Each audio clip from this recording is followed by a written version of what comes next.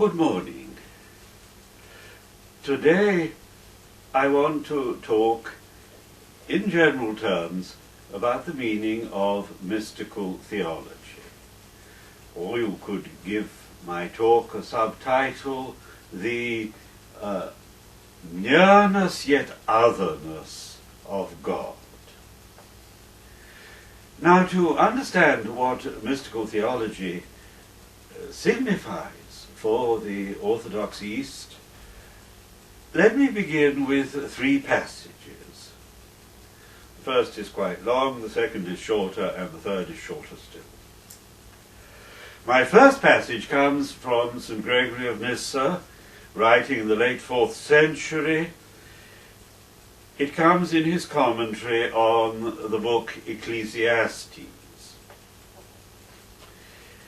Imagine, he says, someone who finds himself on a mountain ridge.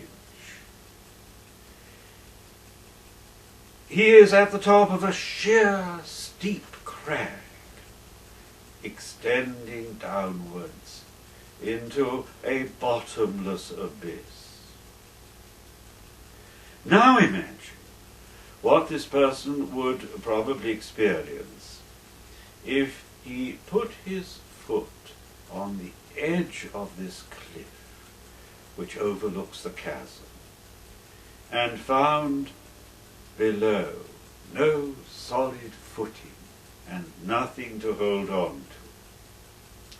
This is what I think the soul experiences when it goes beyond its footing in material things, in its quest for that which has no dimension and which exists from all eternity. For here there is nothing it can take hold of, neither place nor time, neither measure nor anything else. It does not allow our minds to approach.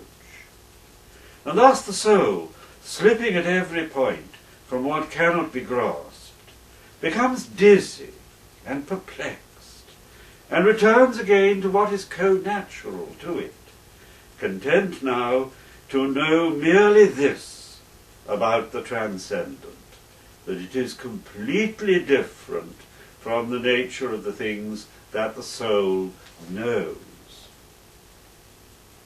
Now, here St. Gregory of Nyssa is describing, through the vivid image of somebody who finds himself suddenly on the edge of a precipice, he's describing the effect of leaving the realm of sense perception and meeting the eternal.